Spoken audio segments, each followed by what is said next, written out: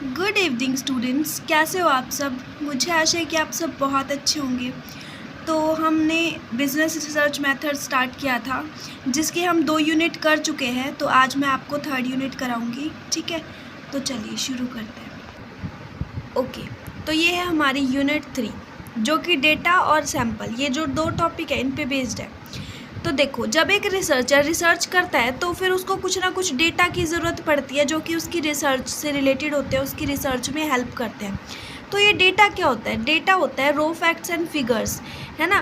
Quantitative form में होता है, जिसको हम पढ़ सकते हैं, समझ सकते हैं। और ये जो डेटा होता है ये हमारा 2 टाइप का होता है, प्राइमरी और सेकेंडरी। आप ये पहले पढ़ चुके हो, याद हो तो, कि प्राइमरी डेटा वो डेटा होता है जो कि कोई भी पर्सन फर्स्ट हैंड कैलकुलेट करता है, मतलब फर्स्ट टाइम जो डेटा कैलकुलेट करा जाता है। आप खुद जाके जो डेटा कलेक्ट करते हो, पहली बार जो डेटा कलेक्ट होता है वो प्राइमरी होता है। और सेकेंडरी कौन सा होता है? जो पहले किसी और ने कलेक्ट कर लिया था, आपने जस्ट उसका यूज़ किया है। जैसे कि बुक्स में कोई डेटा आ गया, मैगज़ीन में कोई डेटा आ गया, या किसी के रिकॉर्ड में कोई डेटा है, या गवर्नमेंट पब्लिकेशन ने कोई डेटा इशू कर रखा है। तो मतलब किसी और ने पहले वो डेटा इकट्ठा कर लिया, आपने जस्ट उसका यूज़ करा है अपनी रिसर्च में, तो वो सेकेंडरी डेटा है। और अगर आप खुद जाके रिसर्च से रिलेटेड डेटा इकट्ठा कर रहे हो तो प्राइमरी डेटा है, ठीक है। जैसे आपने इंटरव्यू ले लिया किसी का, है ना, सर्वे वगैरह कर लिया, तो ये प्राइमरी डेटा का एग्जांपल है। नेक्स्ट और मोस्ट इम्पॉर्टेंट है मेथड्स ऑफ डेटा कलेक्शन। ये जो डेटा होता है ना हमारा प्राइमरी और सेकेंडरी, इनको कलेक्ट करने के क्या क्या मेथड है। तो फर्स्ट है प्राइमरी डेटा कलेक्शन के मेथड। तो इसमें फर्स्ट हमारा है direct personal investigation method. Direct personal investigation, जहाँ पे आप डायरेक्ट पर्सनली जाके इन्वेस्टिगेशन करते हो। सिंपल मीनिंग यही है ना, यहीं से पता चल रहा है। जैसे ये बंदा यहाँ पे इसके साथ जो है इससे पूछ रहा है कि हाँ भाई बता, ये बात है, जो भी है। तो इसमें जो इन्वेस्टिगेटर है वो कलेक्ट करता है डेटा पर्सनली। ये इन्वेस्टिगेटर है जो डेटा कलेक्ट करना चाह रहा है, और ये जो बंदा है ये रिस्पोंडेंट है जो कि रिस्पॉन्स देगा, आंसर देगा। तो इन्वेस्टिगेटर रिस्पोंडेंट से पर्सनली डेटा कलेक्ट करता है। फेस टू फेस बातचीत होती है ना, डेटा कलेक्ट होता है, और जो भी इन्फॉर्मेशन इसको चाहिए होती है ये इसको प्रोवाइड करेगा, ठीक है। अब जब हम पर्सनली डेटा कलेक्ट करते हैं तो क्या क्या फ़ायदा होता है? एक तो ओरिजिनल डेटा हमें मिलेगा, जो डेटा होगा वो रिलायबल होगा, मतलब हम उस पर विश्वास कर सकते हैं, क्योंकि जिस बंदे से रिलेटेड था उसने हमें दिया है।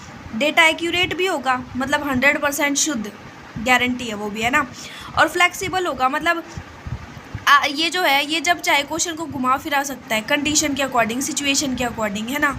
ऐसा नहीं है कि रट के ला रखा होगा क्वेश्चन वही पूछेगा, नहीं, ऐसा कुछ नहीं है।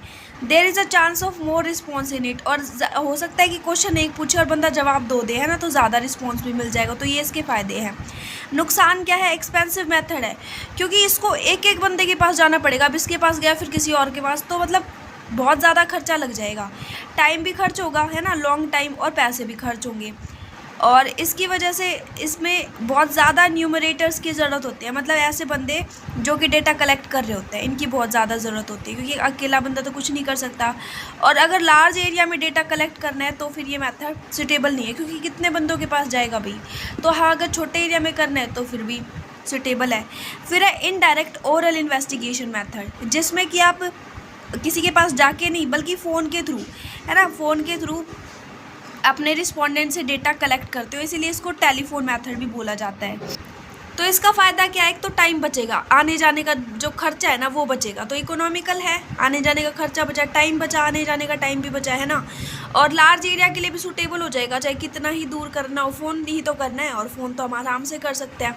और रिलायबल डेटा मिलेगा, क्योंकि जिस इंसान से हमें डेटा चाहिए उसी से हम बात करते हैं।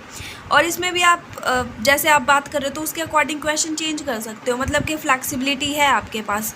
डीमेरिट्स क्या है? लेस एक्यूरेट, मतलब इसमें 100% शुद्धता की गारंटी नहीं है। क्यों? क्योंकि सामने वाला जो बंदा, रिस्पोंडेंट जो हमारा है, हो सकता है वो हमारे इन्वेस्टिगेटर को गलत जवाब दे दे, तो एक्यूरेट नहीं हो सकता। यहाँ पे जो इन्वेस्टिगेटर है उसको हार्ड वर्क ज़्यादा करनी पड़ती है, कि उस सामने वाले बंदे को मनाना पड़ता है पहले तो, इंटरव्यू फ़ोन के थ्रू भाई आप दो, हो सकता है वो ना भी माने, है ना। और इन्वेस्टिगेटर की बायसनेस भी हो जाती है, कि सामने वाला बंदा कैसे रिस्पॉन्स करा, उस हिसाब से ये बायसनेस, पक्षपात भी कर सकता है। और कोई इंसान जिसके पास टेलीफोन ही नहीं है तो वो तो इस मेथड में फिट ही नहीं बैठता, ठीक है। फिर इंटरव्यू मेथड, अब जो हमने 2 मेथड पढ़े थे, पर्सनल इन्वेस्टिगेशन और टेलीफोन मेथड, वो दोनों के दोनों हमारे इंटरव्यू मेथड की तो पार्ट्स हैं। तो यानी अगर हम ये मेथड लिखते हैं तो हमने जो मेरिट्स अपने पर्सनल इन्वेस्टिगेशन मेथड और टेलीफोन मेथड में लिखी थी वो सारी मेरिट्स यहाँ आ जाएंगी, और इसी तरह से सारी डीमेरिट्स, उन दोनों की सारी डीमेरिट्स और उन दोनों की सारी मेरिट्स यहाँ पे इंक्लूड हो जाएगी। ठीक है, ओके। देन है क्वेश्चनेयर मेथड। क्वेश्चनेयर मेथड जो आपका है ये भाई 16 मार्क्स में भी आ जाता है। तो ये मेथड जो है मैं आपको बाद में कराऊंगी, पहले जो ऐसे छोटे छोटे टॉपिक्स है ना वो फटाफट क्लियर करा दूँ क्योंकि ये थोड़ा लंबा हो जाएगा फिर। ओके, क्वेश्चनेयर के बाद है ना हमारा शेड्यूल मेथड है, वो पढ़ लेते हैं। तो क्वेश्चनेयर की एक बार थोड़ी सी मीनिंग बता दूँ कि क्वेश्चनेयर क्या था हमारा, कि हम किसी भी बंदे से डेटा कलेक्ट करते थे ना, तो वो बंदा खुद, हम उसको एक जैसे एक फाइल से दे देते थे, भिजवा देते थे, और ये जो है उसमें जो क्वेश्चन लिखा होता था उनका आंसर लिख के और हमारे इन्वेस्टिगेटर के पास भेज देता था। लेकिन शेड्यूल मेथड जो है वो क्वेश्चनेयर से थोड़ा सा अलग है। इसमें दोनों का साथ साथ होना ज़रूरी है, इन्वेस्टिगेटर का भी और रिस्पोंडेंट का भी। और इन्वेस्टिगेटर जो है रिस्पोंडेंट से सवाल पूछेगा, ये आंसर देगा और इन्वेस्टिगेटर उनको नोट करेगा। ठीक है, यानी यहाँ पे जो फॉर्म है वो कौन फिल करेगा, ये इन्वेस्टिगेटर यानी हमारा न्यूमरेटर जो है वो करेगा। ठीक है, और इसका फ़ायदा ये होगा कि एक तो ये वाइडर एरिया में सुटेबल है, मतलब वैसे तो नॉट सिटेबल भी चल जाएगा क्योंकि ये अकेला खा जाएगा, लेकिन जहाँ पे ज़्यादा न्यूमरेटर होना वहाँ पे सिटेबल है। रिलायबल डेटा मिलेगा क्योंकि ये बंदा खुद बता रहा है, एक्यूरेट भी होगा क्योंकि बंदा आमने सामने है जो भी बता रहा है। लेकिन जो अनएजुकेटेड पर्सन है उनके लिए ये बहुत ज़्यादा फ़ायदेमंद है, क्योंकि मान लो इसको लिखना पढ़ना ना आता हो तो ये है ना हेल्प करने के लिए, यही लिखेगा, तो उनके लिए फ़ायदेमंद है। और बायसनेस के बहुत ही कम चांस होते हैं। डीमेरिट्स वही कॉस्टली मेथड है, क्योंकि एक तो पैसा बहुत लगेगा, आने जाने का खर्चा, यहाँ से वहाँ जाना है ना, जानकारी वगैरह इकट्ठा करने के लिए, और टाइम भी बहुत ज़्यादा खर्च होगा, आने जाने का जो टाइम है वो बहुत वेस्ट होगा। और स्किल्ड पर्सनल चाहिए जो कि सामने वाले की बात अच्छे से समझ सके, नहीं तो बोल कुछ रहा है सामने वाला और लिखने वाला समझ कुछ और रहा है, तो मतलब स्किल्ड पर्सन की ज़रूरत होगी यहाँ पे।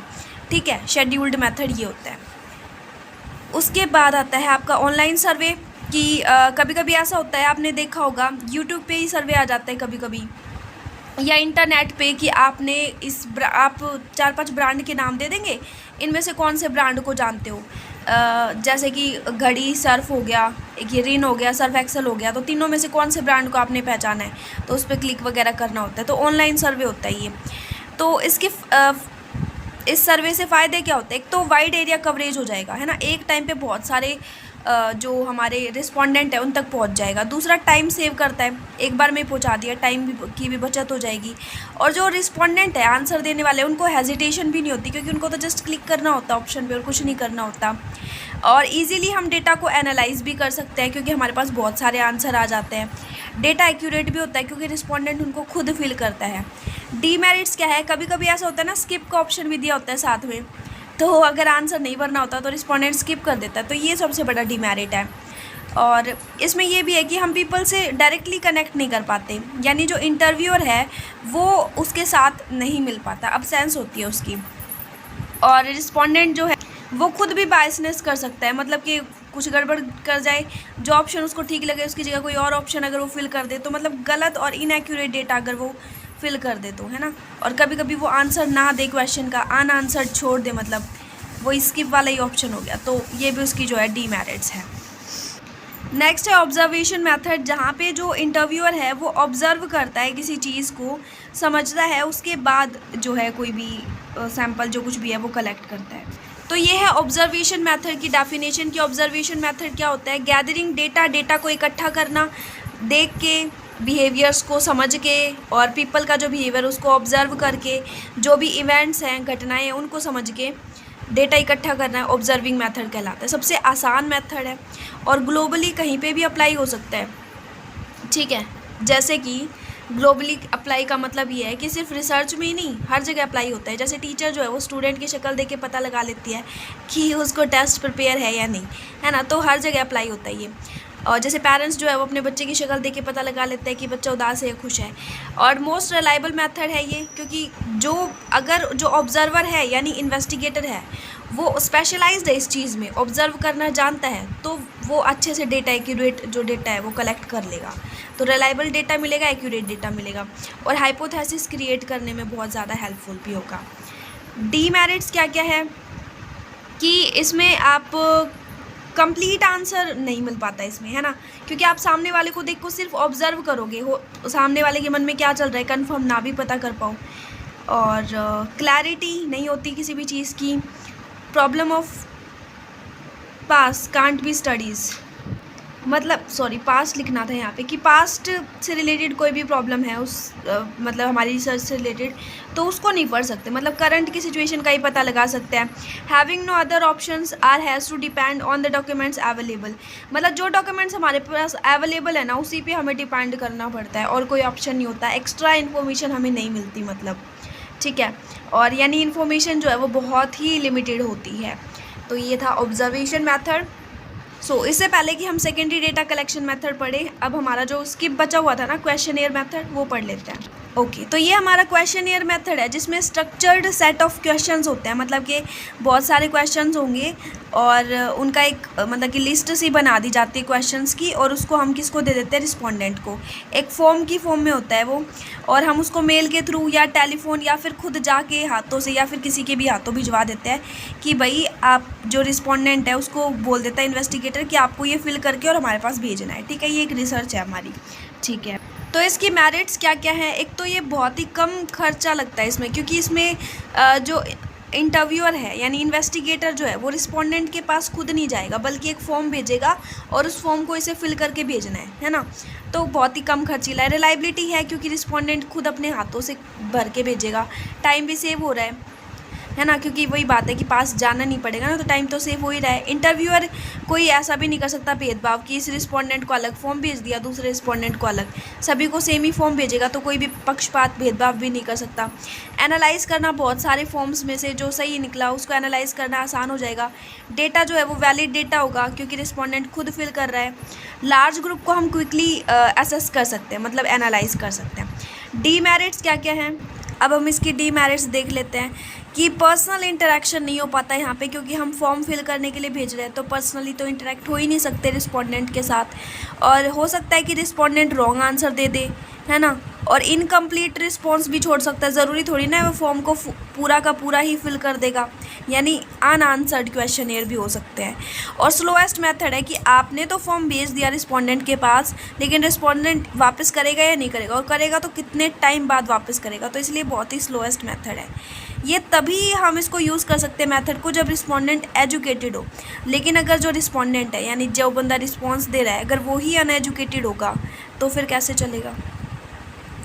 अब एक गुड क्वेश्चनियर अगर हमने बनाना है तो क्या क्या फ़ीचर होनी चाहिए, सिर्फ काम की चीज़ें यानी सिग्निफिकेंट टॉपिक ही हमने उसमें डालने होंगे, और वो देखने में अट्रैक्टिव होना चाहिए ताकि जो रिस्पोंडेंट है यानी फॉर्म को फिल करने वाला जो बनता है वो उसको फिल करने की उसकी मतलब ऐसा हो कि हाँ भाई मेरे को फिल करना है, इतना अच्छा है देखने में ये फॉर्म तो।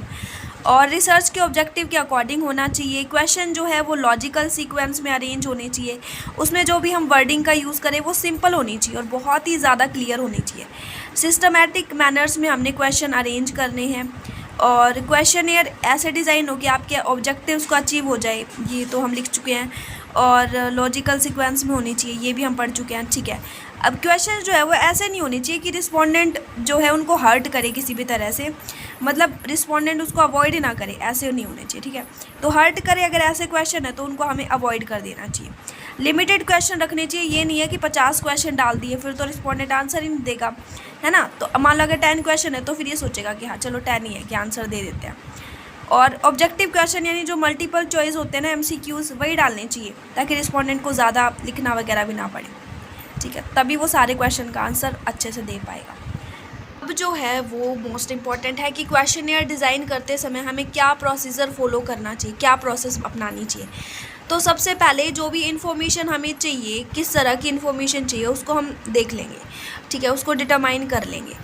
उसके बाद हमने जो भी इंटरव्यूइंग मेथड यूज़ करेंगे, इंटरव्यू के लिए कौन सा मेथड यूज़ करना है, हमने क्वेश्चनियर मतलब कि ऑप्शन वाला लिख के या फिर मेल से भेजना है, जैसे जो भी मेथड है तो वो हम डिसाइड कर लेंगे।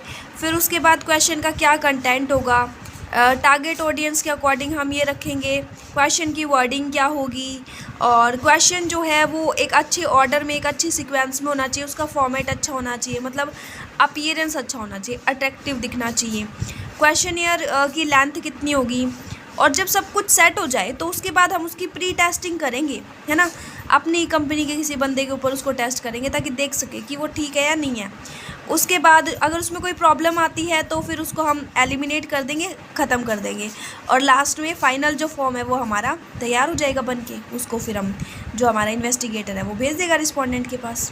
ठीक है, आज हमने 3rd यूनिट कंप्लीट करनी ही करनी है, तो चाहे वीडियो थोड़ी सी बड़ी हो जाए कोई दिक्कत नहीं। नेक्स्ट टॉपिक और लास्ट टॉपिक जो हमारा 3rd यूनिट का है वो है सैम्पलिंग मेथड। तो सैम्पलिंग यानी सैम्पल आपने पढ़ रखा होगा। तो देखो, दो चीज़ें होती है, एक होती है पॉपुलेशन, एक होती है सैम्पल। तो यहाँ पे मैंने टोटल 5 फिगर्स बनाए हैं, जहाँ पे एक फिगर यानी जो एक बंदा है वो 10,000 के बराबर माना गया है। तो टोटल कितने हो गए ये? टोटल हो गए 50,000। अब हम इतने सारों पे तो सर्वे कर नहीं सकते ना, बहुत ज़्यादा हो जाएंगे, ये तो बहुत सारे हैं। तो इसीलिए हम इनमें से जो सेम कैरेक्टरिस्टिक्स वाले हैं, है ना, जिनकी सेम फीचर्स हैं, तो उनमें से कुछ को ही चुन लेंगे। तो ये जो पूरा का पूरा होता है, एंटायर ग्रुप जो होता है जिसके ऊपर आपने कंक्लूज़न निकालना है, रिसर्च करनी है, वो होती है पॉपुलेशन। और जिसमें से आप कुछ स्पेसिफिक को चुनोगे, यानी जो आपकी रिसर्च से रिलेटेड है, ये सारे के सारे रिसर्च से रिलेटेड है, लेकिन कुछ तो है ना जो इन सब में कॉमन है, तो जो वो कॉमन है वो निकाल लेंगे। वो होता है सैम्पल, यानी specific group of individuals that you will collect data from. ठीक है, ओके। अब जो हमारी सैम्पलिंग है ना, वो 2 टाइप्स की होती है, एक प्रोबेबिलिटी सैम्पलिंग, दूसरी non probability sampling. Probability sampling मतलब कि डेटा में से रैंडमली चुन लेना, कि 4-5 में से कोई भी 2 उठा लिए, मान लो मैंने ये लास्ट वाले 2 उठा लिए, ठीक है। और नॉन प्रोबेबिलिटी सैम्पलिंग की डेटा में से रैंडमली नहीं चुनना, बल्कि ये देखना है कि इन सब में कौन कौन से की कैरेक्टरिस्टिक्स सेम है। जैसे कि इन दोनों की कैरेक्टरिस्टिक्स सेम है, इन तीनों की सेम है, तो इन तीनों में से एक चुन लिया, इधर इन दोनों में से एक चुन लिया। ठीक है, तो ऐसा होता है। तो ये दोनों सैम्पलिंग जो है ना, इनके जो टेक्निक्स है वो बड़ी इंपॉर्टेंट है। प्रोबेबिलिटी सैम्पलिंग की टेक्निक और नॉन प्रोबेबिलिटी सैम्पलिंग की टेक्निक वो हम पढ़ेंगे, लेकिन उससे पहले 2 चीज़ें ये 2 मार्क्स के हिसाब से इंपॉर्टेंट है। सैम्पल फ्रेम क्या होता है कि आपकी जो पॉपुलेशन है, यानी टारगेट पॉपुलेशन जिसके ऊपर आपने रिसर्च करनी है, उसकी एक्चुअल लिस्ट सैम्पल फ्रेम कहलाती है। सेंसस क्या है कि आप डेटा को कलेक्ट कर रहे हो, तो सारे के सारे मेंबर्स जो हैं पॉपुलेशन के, सब के ऊपर आप रिसर्च कर रहे हो, तो सेंसस। एक क्वेश्चन आया हुआ था कि सैंपल और सेंसस में डिफरेंस बताओ। तो सेंसस यानी जितनी भी पॉपुलेशन है ना, जितने भी बंदे हैं, सब के ऊपर रिसर्च करना, और सैंपल सब के ऊपर नहीं, बल्कि उनमें से कुछ एक को चूज़ कर लो और सिर्फ उनके ऊपर रिसर्च करो, सब के ऊपर रिसर्च मानी जाएगी। जैसे कि आप कोई क्लास है, उस क्लास में जितने भी बच्चे हैं, सभी बच्चों में मान लो सिमिलैरिटी है, तो या तो सभी बच्चों पर रिसर्च कर लो, या उनमें से कुछ एक को चूज़ कर लो, है ना, जो कि जिनकी कैरेक्टरिस्टिक्स सभी के साथ मैच होती है। तो बस पूरी क्लास का ही हो जाएगा फिर वो रिसर्च। ठीक है, ओके। अब हम सैम्पलिंग टेक्निक्स यानी सैम्पलिंग मेथड पढ़ेंगे। पहले प्रोबेबिलिटी जो मेथड है हमारा, उसकी सैम्पलिंग टेक्निक कौन सी है। तो फर्स्ट हमारी है simple random sample. Simple random मतलब कि ग्रुप है यानी पॉपुलेशन है, उसमें से सिंपली जो भी हमारा मन किया वो पॉपुलेशन, वो जो सैम्पल है ना, वो हमने उठा लिया। ये टोटल हमारे 8 जो हैं, 8 जो हैं, वो हमारे पॉपुलेशन को शो कर रहे हैं। तो इनमें से रैंडमली जो हमारा मन किया वो हमने सैम्पल के रूप में ले लिया। ठीक है, जैसे एक बढ़िया एग्जांपल आपको बताती हूँ। जैसे कि मान लो एक मिठाई का डिब्बा है और उसमें है बहुत सारी मिठाइयाँ। ठीक है, तो ज़रूरी नहीं है ना कि सारी मिठाई खा के ही चेक करोगे कि कैसी है। उसमें से सिर्फ 1 या 2 जो है सैंपल के तौर पे उठा के उसकी चेकिंग भी तो कर सकते हो ना। तो वही चीज़ है कि सिंपल रैंडमली कोई भी उठा के और फिर उसको चेक करना, राइट, ओके। यानी सबको इक्वल चांस मिलेगा, तो इसलिए रैंडमली किसी को भी उठा लो। सिस्टमैटिक सैम्पलिंग में क्या होता है कि रैंडम सैम्पलिंग के जैसा तो है, लेकिन इसमें सारे के सारी जो पॉपुलेशन है ना, उसको लिस्ट दे दी। मतलब ये फर्स्ट नंबर हो गया, ये सेकंड नंबर, ये थर्ड, ये फोर्थ, ऐसे नंबर दे दिया, और फिर उनको रेगुलर इंटरवल्स पे हमने चूज़ करना है। मतलब कि जैसे मैं मान रही हूँ कि हर एक 4th पर्सन को हमने सिलेक्ट करना है। तो यहाँ से 4th पर्सन ये है, फिर उसके बाद 4th पर्सन ये है, इसको सिलेक्ट कर लिया। उसके बाद 4th पर्सन ये है, फिर फर्स्ट सेकंड थर्ड फोर्थ ये है, फिर फर्स्ट सेकंड थर्ड फोर्थ ये है। तो 4th पर्सन को उठा के फिर उनके ऊपर करना। मतलब एक सिस्टमैटिक वे में होती है सैम्पलिंग ये, जहाँ पे हम रेगुलर जो गैप्स है ना, उसके हिसाब से सैम्पलिंग करते हैं। फिर हमारा आता है मोस्ट इंपॉर्टेंट स्ट्रेटाफाइड और क्लस्टर। बहुत आते हैं भाई ये क्वेश्चन पेपर में। तो स्ट्रेटाफाइड या स्ट्रेटिफाइड सैम्पलिंग कौन सी होती है, जहाँ पे हम एक पॉपुलेशन को सबसे पहले 2 ग्रुप्स में बांट देते हैं। जैसे ब्लू वाले अलग और रेड वाले अलग। फिर ब्लू वाले में से एक सैंपल उठा लिया, क्योंकि ये तो पूरी पॉपुलेशन होगी ना, तो उसमें से एक सैंपल उठा लिया। फिर रेड वाले में से, ठीक है। इसको भी वैसे ही समझ लो कि एक बहुत बड़ा जो है मिठाई का डिब्बा है, उसमें रेड कलर की मिठाई है और ब्लू कलर की मिठाई है, तो ब्लू वाली अलग डिब्बे में रख दी, रेड वाली अलग। ब्लू वाली में से 2-3 तरह की मिठाइयाँ निकाल ली, फिर रेड वाली में से 2-3 तरह की निकाल ली, देन फिर हम उसको चेक करेंगे, ठीक है। तो ये तो वो चलो कोई एग्जांपल था, बट इन रियल लाइफ में जैसे जेंडर, एज या फिर हाइट, इनके हिसाब से हम करते सैम्पलिंग, ठीक है, जो मैंने एग्जांपल लिख रखा है इसमें। फिर क्लस्टर सैम्पलिंग, इसमें भी जैसे ग्रुप कर दिए, 1-2 इनका अलग ग्रुप बना हुआ है, 3-4 इनका अलग बना हुआ है, 5-6 इनका अलग बना हुआ है, 7-8 का अलग है। तो उसमें तो यूँ था कि कलर वाइज था, है ना, जो भी हमने लिया था। लेकिन इसमें क्या होगा, रैंडमली चूज़ करेंगे, ज़रूरी नहीं है कि 1-2 में से एक उठाया, 3-4 में से एक, फिर इन चारों में से, नहीं। इसमें रैंडमली कोई भी 2 या फिर 3 या फिर 1, जो भी आपकी मर्ज़ी है, उतने ग्रुप्स जो है आप उठा लोगे और फिर उनकी आप चेकिंग करोगे। यानी टोटल नंबर ऑफ़ पार्टिसिपेंट जो है वो बहुत ज़्यादा हूँ, ठीक है, तो उसको हमने रिड्यूस करना हो, क्योंकि इतने सारों के ऊपर हम कर नहीं सकते रिसर्च, तो हम रैंडमली कोई जो पॉपुलेशन है उसका कुछ हिस्सा जो है वो सिलेक्ट कर लेंगे और उसके ऊपर रिसर्च करेंगे, ठीक है। ये है क्लस्टर सैम्पलिंग। लास्ट और final non probability sampling technique. तो इसमें फर्स्ट हमारी कन्वीनियंस सैम्पलिंग, कन्वीनियंस यानी सुविधाजनक, जिसका सैंपल उठाने में हमें सुविधा हो। मतलब इसमें हम पॉपुलेशन में से जो सैंपल उठाएंगे वो बहुत ही आसानी से अवेलेबल हो जाएंगे रिसर्चर को, मतलब ज़्यादा दिमाग नहीं लगाना पड़ेगा रिसर्चर को कि कौन सा सैंपल उठाऊं, ठीक है। इसीलिए ये एक तो बहुत ही इजीली अवेलेबल हो जाते हैं, कॉस्ट बहुत मतलब बचत होती है, टाइम की सेविंग होती है, क्योंकि वो रैंडमली वाला इस सिस्टम हो गया कि कोई भी उठा लो, ज़्यादा मतलब सोच समझने की वो नहीं है, तो इसलिए वो कन्वीनियंस होती है ना। स्नोबॉल सैम्पलिंग, एक तो स्नोबॉल सैम्पलिंग, एक कोटा सैम्पलिंग, ये भी आते हैं भाई, इनको ध्यान से देखना। स्नोबॉल सैम्पलिंग को चेन सैम्पलिंग भी बोलते हैं। तो इसमें क्या होता है, ग्रुप ऑफ रिस्पोंडेंट जो है वो एक बंदा सिलेक्ट कर लेता है कि ये मेन ऐड है, इसने 2 जो है उनको सिलेक्ट कर लिया, ठीक है, और इन दोनों का इंटरव्यू हुआ। इंटरव्यू के बाद बॉस ने इनको क्या बोला कि अब आपको आगे सिलेक्ट करने, फिर इसने 2 बंदे सिलेक्ट करें, इसने 3 बंदे सिलेक्ट करे, फिर ये वाला जो था इसने 2 बंदे सिलेक्ट करे। यानी जहाँ पे चेन के रूप में सैंपल सिलेक्ट होते हैं, मतलब इसके ऊपर बर्डन नहीं है, जो फर्स्ट बंदा था उसके ऊपर बर्डन नहीं है कि उसको ही सारे सिलेक्ट करने पड़ेंगे, बल्कि फर्स्ट ने 2 को सिलेक्ट किया, फिर उन 2 ने और 2 को सिलेक्ट किया, तो इस तरह से चेन चलती रहती है स्नोबॉल सैम्पलिंग में। कोटा सैम्पलिंग, कोटा सैम्पलिंग जो है वो नॉन रैंडम सैम्पलिंग है। ये तो हम कई बार पढ़ चुके हैं, कोटा जो हमने इस टाइप की एक रिसर्च भी करी थी, है ना, उससे मिलता जुलता सा है ये। इसमें देखो फ़र्क क्या है, जैसे कि मान लो यहाँ पे मैंने एक डायग्राम सा बनाया है, तो इसमें जो सर्कल है वो चिल्ड्रंस को शो कर रहा है, ट्रायंगल जो है वो फीमेल को, और जो हमारा स्क्वायर है वो मेल को शो कर रहा है। तो यहाँ पे आप क्या करोगे, आप फर्स्ट डिवाइड करोगे पॉपुलेशन को सब ग्रुप्स में। ये पूरी पॉपुलेशन है, इसको अलग अलग ग्रुप्स में, जैसे सर्कल वाले अलग ग्रुप में, ट्रायंगल वाले अलग ग्रुप में, और ये स्क्वायर वाले अलग ग्रुप में, ठीक है, कर दिए डिवाइड। फिर उनमें से आप सैंपल सिलेक्ट करोगे। ये नहीं है कि तीनों में से सैंपल सिलेक्ट करना, नहीं, इसमें से हमने वो सैंपल सिलेक्ट करने जिसके ऊपर हमने रिसर्च करनी है। हमने रिसर्च करनी है चिल्ड्रंस के ऊपर, तो बस हमने चिल्ड्रंस के सैंपल सिलेक्ट कर लिए। ये तो पॉपुलेशन थी ना, फिर इसमें से हमने सैंपल सिलेक्ट करें, मान लो 2 ही सिलेक्ट करें, ठीक है, ओके, ठीक है। लास्ट और फाइनल है पर्पसिव सैम्पलिंग। पर्पसिव सैम्पलिंग जो होती है उसको जजमेंट सैम्पलिंग भी बोल देते हैं, सिलेक्टिव सैम्पलिंग भी बोल देते हैं, और सब्जेक्टिव सैम्पलिंग भी बोल देते हैं। जहाँ पे आपका जो भी डेटा है वो ऐसे हम चूज़ करेंगे कि जो हमारा रिसर्चर है, यानी रिसर्च करने वाला है, वो अपनी जजमेंट के हिसाब से डेटा को सिलेक्ट करेगा।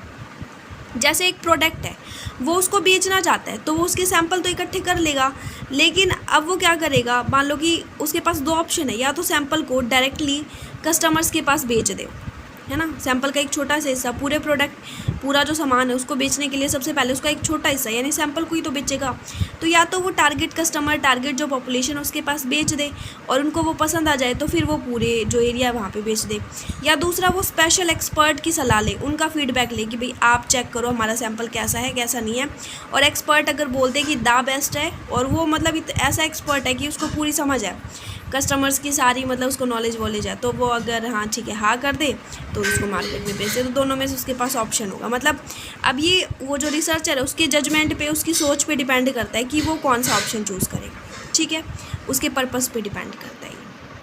सो यहाँ फाइनली हमने हाफ आवर से भी कम मिनट में अपनी वीडियो यानी अपनी जो थर्ड यूनिट है BRM की थर्ड यूनिट को कंप्लीट कर लिया है।